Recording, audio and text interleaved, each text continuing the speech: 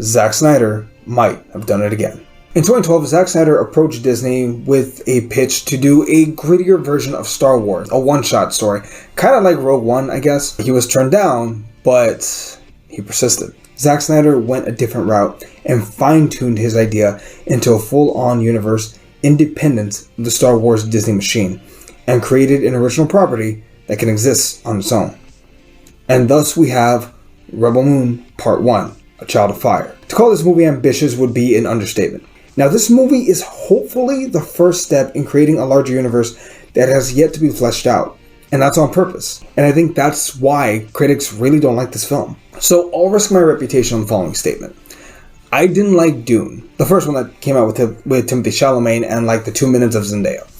I didn't like it. I didn't enjoy it. I thought it was kind of boring. It actually took me 3 tries to finish it.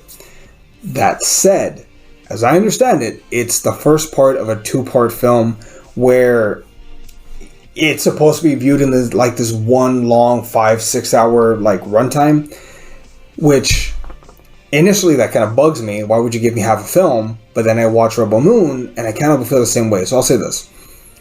I think Rebel Moon is good, but maybe when you combine it with part 2, it'll be great. In that same way, I have an open mind. Dune, the first part, I didn't like it. But I hope with part 2, when you combine them, it's one great film. Or I guess technically it could be an epic. A Child of Fire rests squarely on the shoulders of star Sophia Boulette as Cora, a former soldier trying to find peace. And spoilers from this point forward, her small farming village is set upon by the Empire of the Motherworld. Cora must go forth and gather what warriors she can find to help defend the village. This story should be familiar to anyone who loves Japanese filmography, in particular, Seven Samurai. In this lies the issue of both good and bad for this film. Granted, we do get one really heroic sacrifice from one cyborg, a la Ray Fisher. Along with a really satisfying final battle, this movie ends with peace.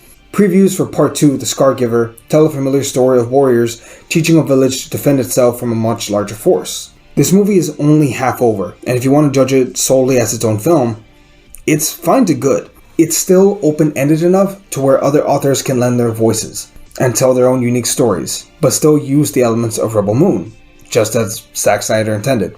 This film has great visuals.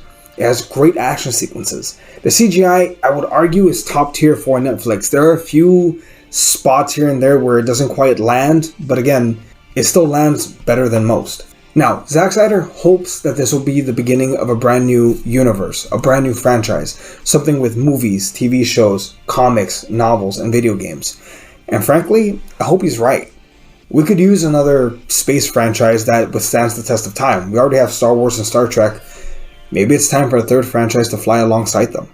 Also, Netflix could use the franchise. I'm just throwing that out there. Now, to acknowledge the critics for a moment, yes, the storytelling in this film is a bit basic. People don't typically talk in their speech patterns. It's very much formulaic as far as this person going to get other people to come fight. It's very 1-2. That said, while there is a hint of truth to the whole Snyder Bros are toxic fandom, I think Zack Snyder himself is a good guy who is just passionate about storytelling. On its own, Rebel Moon is a B, but I hope that when Part 2 drops, we can look back and think of this film as a great first step in the long run. That said, what did you think? Go ahead and comment down below. We'd greatly appreciate it, and we'll catch you all next time. We'll see everybody.